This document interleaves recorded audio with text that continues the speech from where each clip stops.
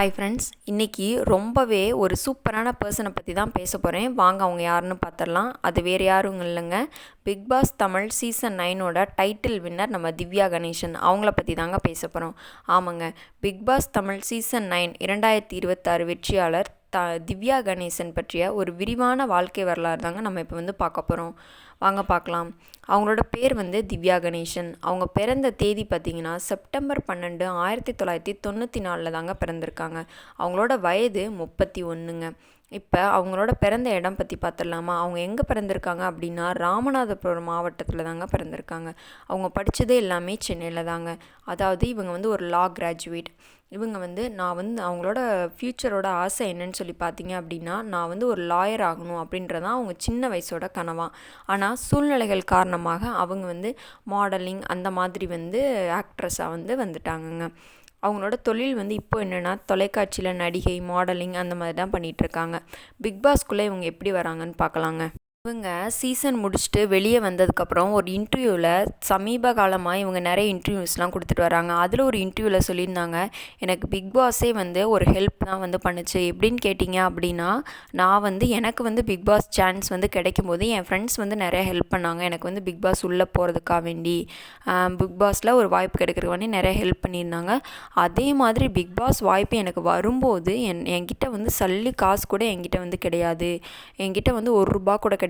நான் எந்த வாய்ப்புமே, எந்த பட வாய்ப்பு, எந்த சீரியல் வாய்ப்பு எதுவுமே இல்லாமல் தான் நான் இருந்தேன் அப்படின்னு சொல்லி ஒரு இன்டர்வியூவில் சொல்லியிருந்தாங்கங்க. அதே மாதிரி நான் இப்போ சினிமாக்குள்ளே 10 வருஷம் ஆயிடுச்சு. இந்த 10 வருஷத்தில் எனக்கான ரெக்கக்னிஷன் எதுவுமே எனக்கு கிடைச்சதே இல்லை இது வரைக்கும். நான் இப்போ 10 வருஷமாக வேலை பார்த்துட்ருக்கேன். ஒரு அவார்ட் ஷோ இந்த மாதிரிலாம் போகிறேன் அப்படின்னா எனக்காக ஒரு அவார்ட் கூட கிடைச்சதில்ல. ஆனால் எனக்கு பின்னாடி வந்தவங்க, அதாவது ஜாயின் பண்ணி 3 மாதம் தான் இருக்கும், அவங்கெல்லாம் அவார்டு வாங்குவாங்க. ஆனால் அதை பார்த்துட்டு அதெல்லாம் தொட்டு பார்க்கணுன்னு எனக்கு நிறைய ஆசைலாம் இருந்திருக்கு. ஆனால் நான் தொட்டு பார்க்க மாட்டேன்.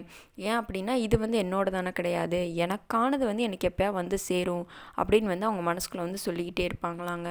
அதே மாதிரி இவங்க என்ன சொன்னாங்க அப்படின்னா, பிக் பாஸ் சீசன் வின் பண்ணும்போது என்ன சொல்லியிருப்பாங்கன்னா, இந்த விருது வேறு எது கிடச்சிருந்தாலும் அவ்வளோ சந்தோஷப்பட்டிருக்க மாட்டேன். இப்போ நான் ஒரு சினிமாவில் வாங்கியிருக்கேன் அப்படின்னா அது நான் ஒரு கேரக்டராக, டேரக்டர் நீங்கள் இந்த கேரக்டர் அப்படின்னு சொல்லிடுவார். அந்த கேரக்டரை வச்சு நான் நடித்ததுக்காக வேண்டி தான் எனக்கு விருந்து கொடுத்துருப்பாங்க. ஆனால் இது நான் உண்மையாக இருந்திருக்கேன், என்னோட கேரக்டர் என்னவோ அதை காட்டியிருக்கேன். நான் நானாக இருந்ததுக்கான அவார்டு இது. அதனால் இது எனக்கு கிடைக்கிறதுல ரொம்ப ரொம்ப ரொம்ப பெருமை அப்படின்னு சொல்லியிருப்பாங்கங்க.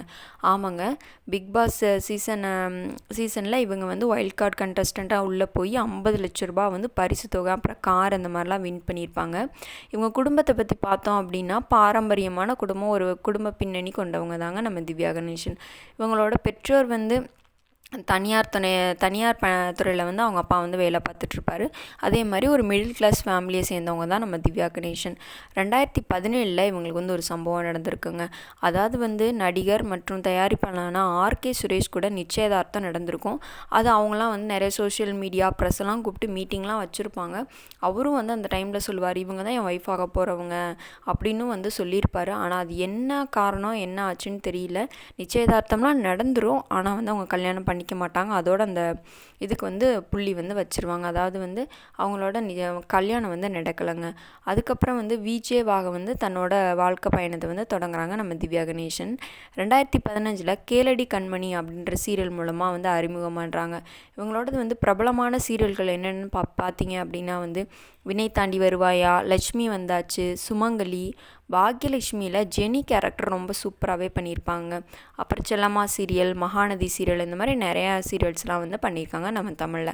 அதே மாதிரி தெலுங்கில் பாக்கியரேகா அப்படின்றதுல 2019 ஒரு இது பண்ணியிருப்பாங்க. அதுக்கடுத்து 2022 அடங்காதே அப்படின்ற தமிழ் படம், அதுக்கடுத்து கண்ணாடி ஆகிய படங்கள்லையும் நடிச்சிருக்காங்க நம்ம திவ்யா கணேசன். கார்டு போட்டியாளராக நுழைஞ்சு தன்னோட திறமை, ஆட்டம், நகைச்சுவை இதெல்லாம் தெளிவாக எல்லாத்தையுமே பண்ணியிருப்பாங்க. அதுதான் மக்களை கவர்ந்துச்சு அப்படின்னு சொல்லிகிட்ருக்காங்க.